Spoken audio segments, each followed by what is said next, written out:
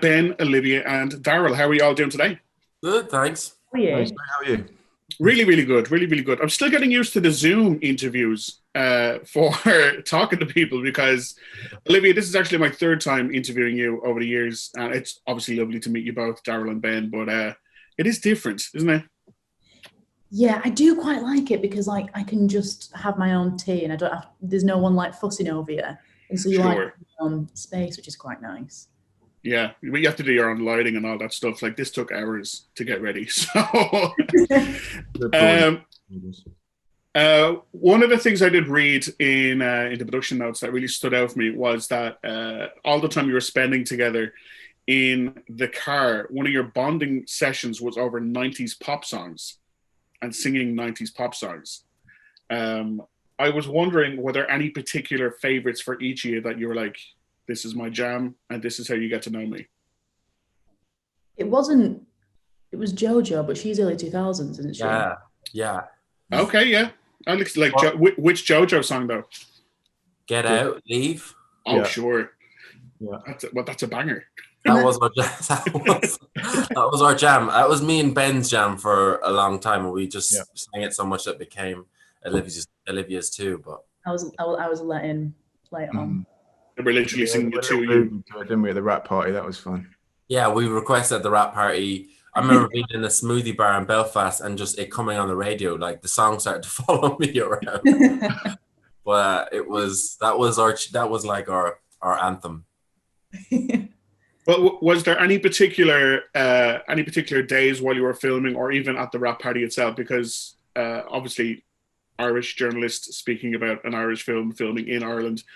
I don't know how often Ben and Olivia have made it over, but just in terms of like memorable nights out or memorable kind of interactions while you were here.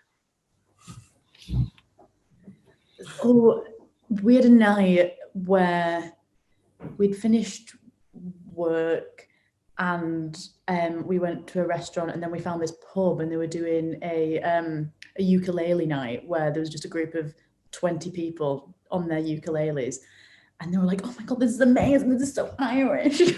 and then we got drunk and then we went to a club that I think was called Filthy McNasty's. Okay. Was it called that? Yeah, something like that. Near the cinema or something. Yeah. And then, stayed out too late on a school night, but it was fun. Well, like if you go to a club with a name like that, I think it's mandatory that you stay out as late as humanly possible. So I fully appreciate that.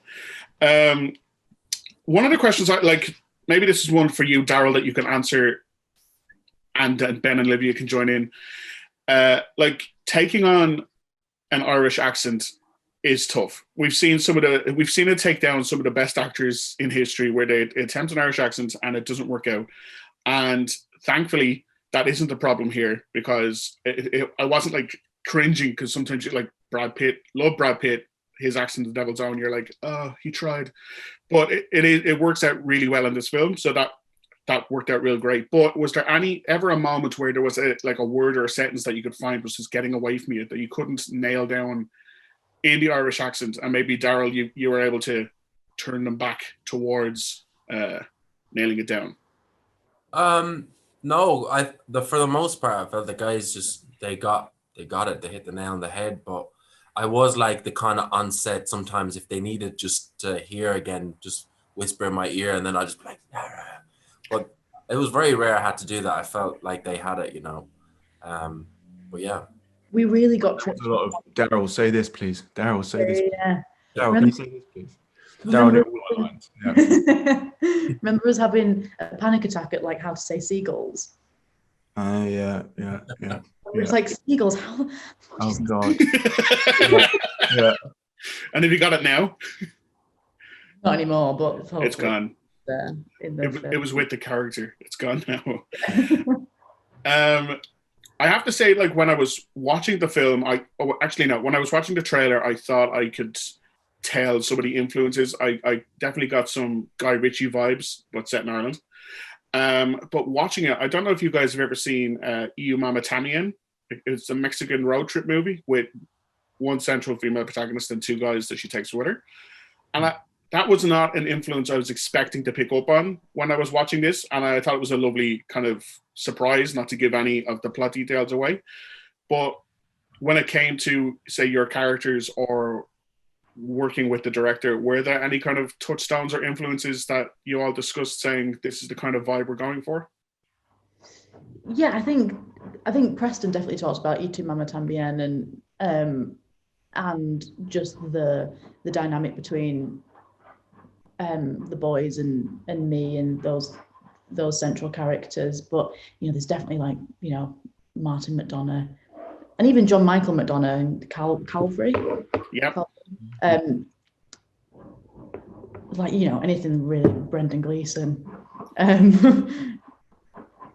But I think that's quite transparent on the page, I think. I hope. And what about for you guys? Was there any touchdowns or influences you're like, this is the kind of stuff I want to bring in? Yeah, well, I felt like, again, there was a lot of Martin McDonagh in the script. I had done a play from Martin McDonagh, and I've read all of his plays because I had to do one of his plays. But just the kind of, I could sense it up from the script that was a big influence. And after talking to Preston, like, he's a big fan of Martin McDonagh. So, yeah, you could see it off the page as well. Well, and when it came... Yeah. Oh, sorry, great. No, I was going to say what those guys said, but also the director Barnaby would reference Butch Cassidy and the Sundance Kid, because he kind of saw it as an Irish Western. So I kind of held on to that as a touchstone as well. I also got a little vibe that, like, Ben and Daryl were almost the Louise to, like, a part-time Louise for Olivia's Thelma. She was just waiting for her proper Louise to arrive. So that's another one that I definitely got. When it came to, like, reading the script initially, was there like a one-liner, or was there a setup for each is that when you were reading it, you were like, yes, I am 100% in now for this? I think for me, the whole speech when she's, talking at nauseum about her backstory to the boys who are just kind of held captive in the car, and I think just the line about and actually I can't say it, but the whole monologue where it does include Deadly Gangster Priest, I think got me. For me, I think there's a scene where the guys get ice cream on a hill just before they go into Dingle, and it just kind of encapsulates the kind of idiocy from the two guys sometimes, and like kind of it's just a little moment of how out of depth they are with actually trying to grasp Pixie at all, And yeah, I won't go into the specifics, but that scene for me was kind of just real fun, because I felt like that dynamic is expanded throughout the whole film, which I enjoyed. Yeah, so same as Daryl, really. It was the dynamic between Frank and Harland that really kind of drew me in. That scene that you're referencing there, Daryl, and also the chip shop scene and the caravan scene. There's so many. I just think the dynamic between the two of them was so interesting. And there was an altar boy scene as well, which I quite liked as well. Yeah, that's a fantastic one as well. I was looking forward on all your IMDb stuff, and Ichi's has a project that I'm very, very excited about seeing, Wheel of Time and the Voyeurs and stuff, and I'd love to get a line from Ichi's about, like, working on that, especially Olivia. I'm wondering at all if there had been any conversations about Ready Player 2 yet. No, but, like, surely I wouldn't be in that if it's going straight off of the last one, because I'll be about 40 by the time it comes out, with all the, the process in which it takes to make it. So, well, you've special effects. That's I guess. Fair enough. Thank you so much for the time today, lads and lady, and congratulations on the movie, and best of luck everything going forward. Thank you very much. Thank you.